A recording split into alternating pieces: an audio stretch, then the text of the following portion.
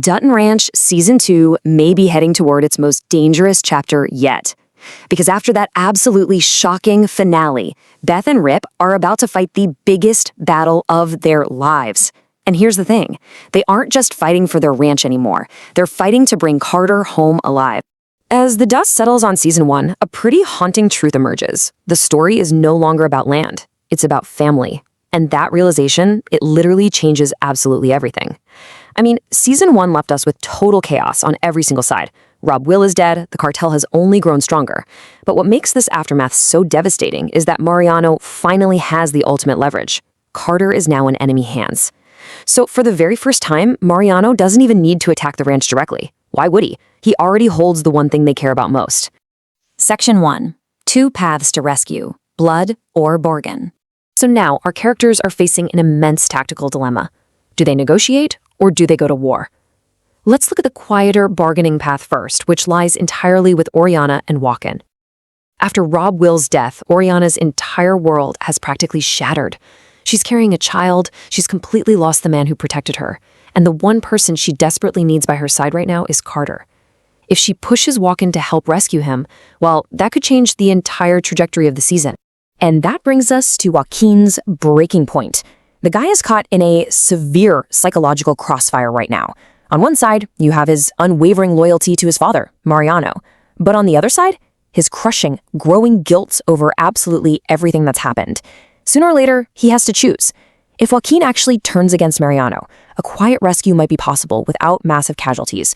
But if he stays loyal, man, things are going to get much, much darker.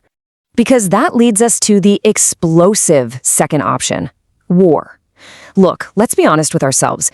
Does anyone really believe Beth and Rip are just going to sit quietly while Carter remains captive? No way. Of course not.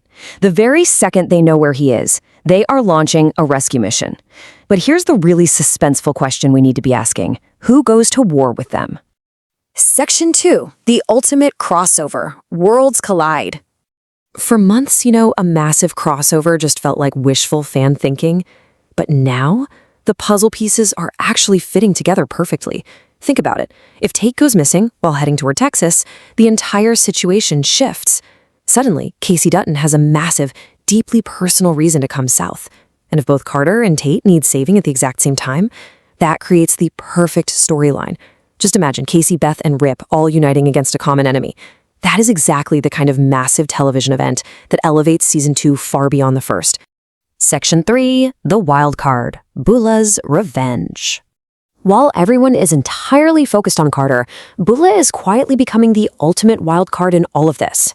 She is carrying immense trauma, the guilt from impossible choices, the fresh pain of a broken relationship with Everett, and on top of it all, the tragic loss of Rob Will. But Bula is done running. Instead of just protecting herself, she might finally choose to fight back. And if that happens, Mariano suddenly has a massive problem he never saw coming, a deeply motivated woman who intimately knows his playbook and exactly how he operates.